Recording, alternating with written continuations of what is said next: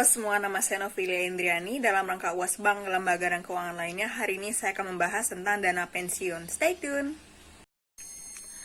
Oke, hari ini kita akan memulai materi tentang dana pensiun yang dipimpin oleh Novilia Indriani. Kalau kalian lupa sama muka saya nih, saya kasih jeng jeng jeng jeng jeng.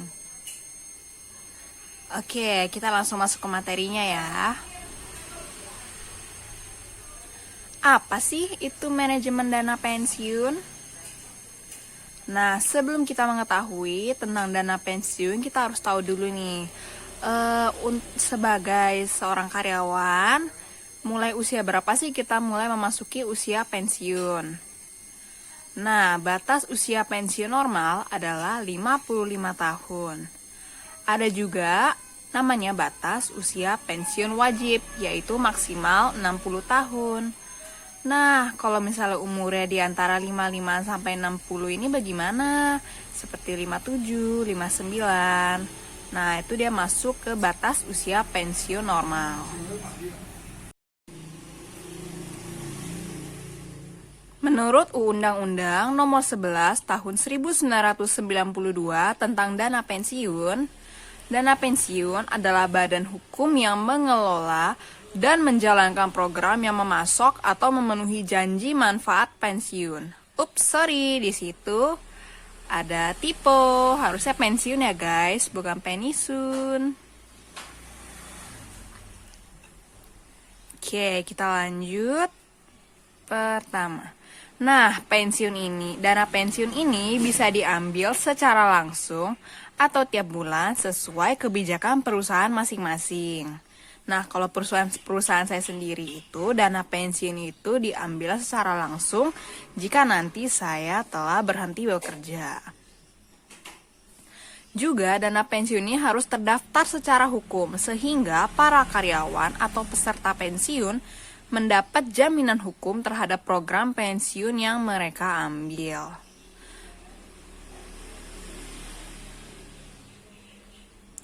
Oke, kita masuk ke tujuan dana pensiun. Seperti yang kita tahu, tujuan dana pensiun itu kan agar kita sebagai karyawan punya kesinambungan penghasilan bagi peserta dan pihak yang berhak. Setelah di atas usia pensiun, misalnya untuk 55 sampai 60 tahun, biasanya kita kan sudah mulai tidak produktif ya. Namun, kita kan tetap butuh penghasilan supaya dapat menyambung kehidupan setiap harinya. Oleh karena itu, dana pensiun ini diberikan oleh pemerintah kepada kita seorang karyawan. Nah, biar tujuan kesinambungan penghasilan ini bisa sampai ke kita dengan baik tuh gimana caranya sih? Yang pertama ada namanya manajemen kepesertaan. Yang kedua ada yang namanya manajemen keuangan. Kedua hal ini dilakukan sehingga termuncul investasi yang dikelola dengan baik sehingga uangnya dapat masuk ke dana pensiun masing-masing karyawan. Nah, karena dana pensiun ini diatur oleh pemerintah, yaitu di Undang-Undang Nomor 11 Tahun 1992, ada 5 asas yang akan mengatur tentang dana pensiun ini. Menurut Undang-Undang tentang dana pensiun yang sebelumnya tadi saya sebutkan, ada 5 asas. Yang pertama, ada asas keterpisahan kekayaan. Yang kedua, ada asas penyelenggara dalam sistem pendanaan. Ada asas pembinaan dan pengawasan, asas penundaan manfaat, dan yang terakhir asas kebebasan untuk membentuk atau tidak dana pensiun ini. Oke, sekarang kita lanjut ke penjelasan asas-asas dana pensiun. Yang pertama adalah asas keterpisahan kekayaan dana pensiun dari kekayaan badan hukum pendirinya. Nah, asas ini, kekayaan dana pensiun yang terutama tersumber dari iuran, terlindungi dari hal-hal yang tidak diinginkan yang dapat terjadi daripada pendirinya. Yang kedua, asas penyelenggaraan dalam sistem pendanaan.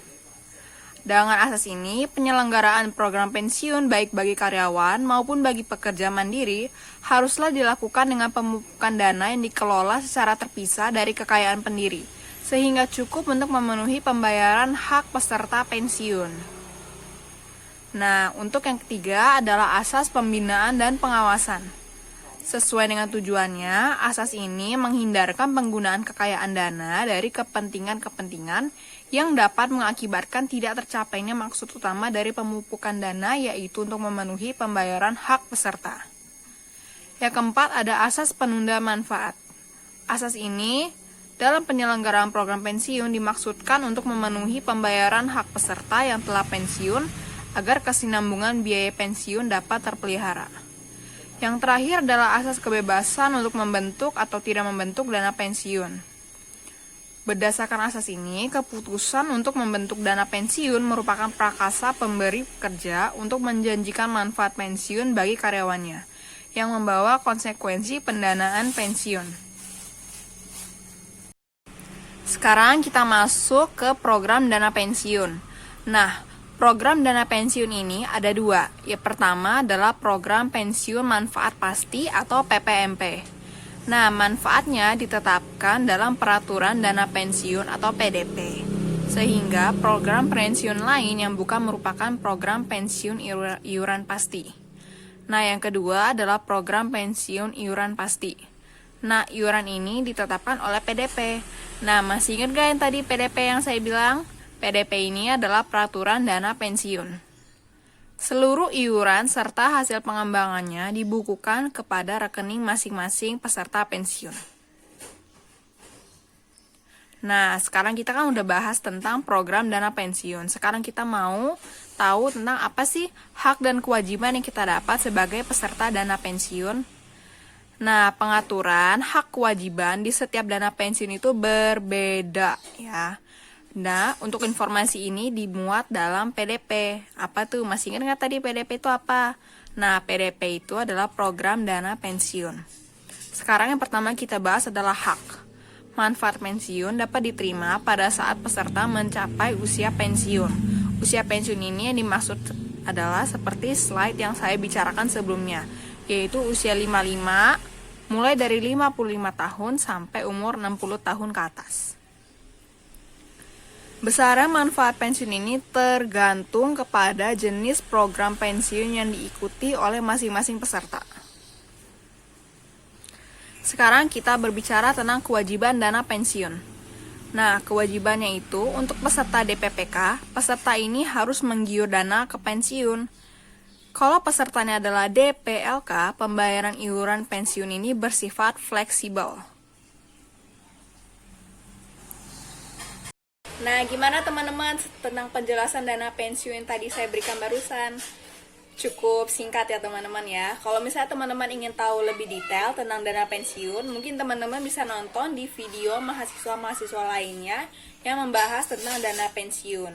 Terima kasih telah menonton.